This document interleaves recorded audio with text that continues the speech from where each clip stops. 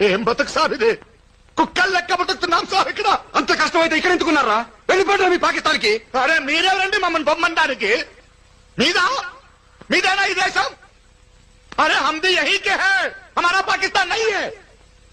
మేము కూడా మీలాగా ఇక్కడ పుట్టాం, మేము కూడా మీలాగా ఇక్కడ పెరిగాం, మేము కూడా మీలాగా ఈ మట్టిలోనే కలిసిపోతాం. హమారా భీ హై భారత్ దేశ్. ఎలా విడిస్తారు మమ్మల్ని?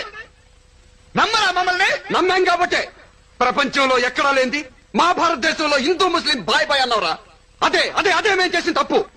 అలా నమ్మినందుకు బాంబే బ్లాస్ట్లు, కాశ్మీర్ గొడవలు, టెంపుల్ అటాకింగ్స్, ఆఖరికి ఇన్ని జరిగినా కూడా మిమ్మల్ని నమ్మి లాహోర్ దాకా బస్సులో వచ్చాం కదరా. ఏం చేశారా మీరు? కార్గిల్ లో వెనుపడి పడిచారు, దొంగ దెబ్బ తీశారు. యా అల్లా, తప్పుగా మాట్లాడుతున్నారు సాబ్. కార్గిల్ కు మాకు ఏం సార్ సంబంధం? అది ఎలా ఉందో ఎట్లుందో కూడా తెలియదు సాబ్.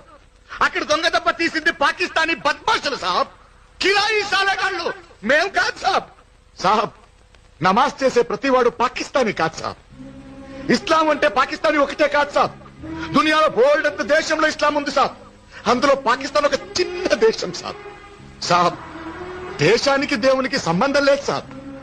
వాళ్ళు ముస్లిమ్స్ కావచ్చు, మేము ముస్లిమ్స్ కావచ్చు సాబ్, కానీ వాళ్ళు పాకిస్తానీలు సాబ్. మేము ఇండియన్స్. ఎప్పటి నుంచో ఇక్కడే ఉన్నాం సాబ్, ఇక్కడే ఉంటాం.